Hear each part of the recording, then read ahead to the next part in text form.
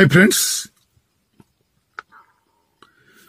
मु अवनी प्रधान मु आपण मानक स्वागत करछि मा जोगमय अवनी प्रधान यूट्यूब चैनल को।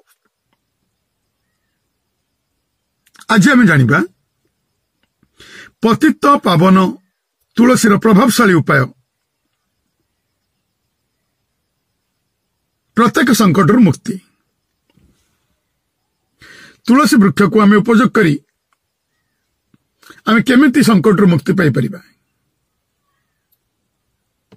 तार उपाय बाबद में आज आपण मानक कहबी किंतु ऐसा मु कहबा पूर्व मु आपण मानक एट कहि रखुछि जदि आपण माने ए पर्यंत हम चैनल को सब्सक्राइब करि नांती कि हम चैनल को नुआ होई अछि ए पर्यंत सब्सक्राइब करि नांती ताल तळे लाल बटन तापरे घंटी टिकु दबे दी हम चैनल को प्रथमे सब्सक्राइब करि नियंतु एवं तत्संगे संगे जदि वीडियो पसंद आस्ता लाइक करंतु कमेंट्स करंतु शेयर मध्य करंतु। आज्ञा हां शेयर तो निश्चित करंतु कारण आपनकर गोटी शेयर हुए तो अन्य काहरी जीवन में उपकार आनी दब तेणु शेयर करने को जमा भी भूलिबेनी।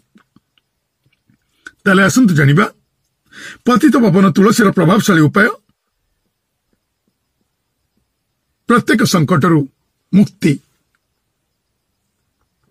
आज्ञा तुलसी संबंध में हिंदू शास्त्र कह जाइछि कि प्रत्येक घरर बाहर तुलसीर वृक्ष बा अनिर्वाच्य।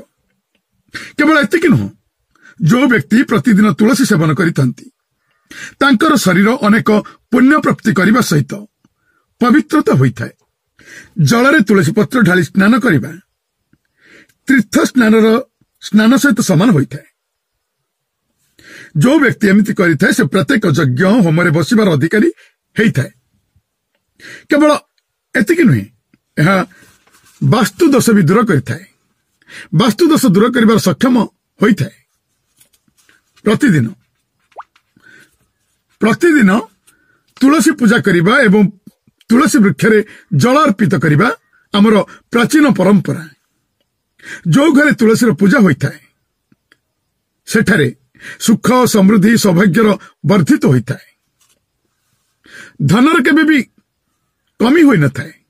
तेणु हमको प्रतिदिन तुलसी वृक्षर पूजा करिबा निश्चित आवश्यक। माना जाए घर अगणार जदि तुलसीर वृक्ष थाए तबे घरु कलह अशांति ए सब दूर होता है।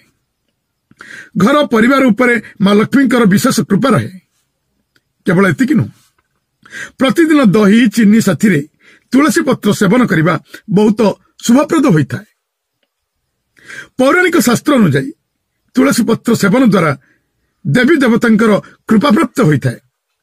दही साथी तुलसी पत्र सेवन करने द्वारा केतक आयुर्वेदिक लाभ मध्य प्राप्त होता है।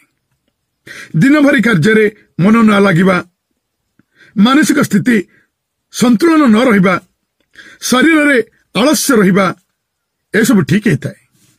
जदि काहाकू अचानक नजर लगी जाए सर्वप्रथमे तुलसीर 7टी पत्र एवं 7टी कला मरीच जहां आम ओडिया कहता है गोल मरीच निज हाथ मुठार नियंतु। जार नजर उतारिबे ताहाकू सुआई देई सेई बंद मुठाकू सेई व्यक्तिर शिर पाखर पाद पर्यंत ओम नमो भगवते वासुदेवाय नमः मंत्र को 21 थर उच्चारण करी उतारी दियंतु। आउ थे मंत्र टिके कहि रखुछि ओम नमो भगवते वासुदेवाय नमः मंत्र को 21 थर उच्चारण करी सेई पीड़ित व्यक्ति ऊपर उतारी दियंतु।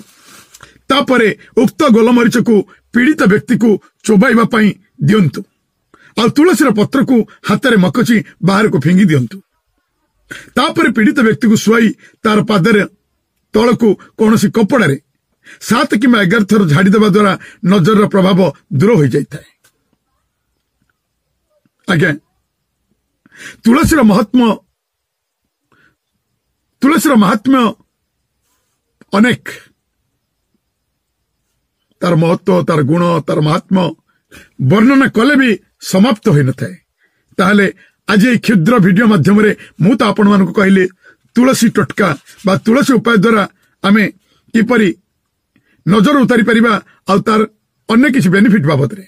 जदि वीडियोटी आपको पसंद आए ताल निश्चित लाइक करिवे कमेंट करिवे शेयर करिवे। शेयर तो निश्चित करंतु कारण आपनकर गोटे शेयर हुए तो अन्य काहरी जीवन में उपकार आनी दब तेणु शेयर करने को जमा भी भूलिबेनी।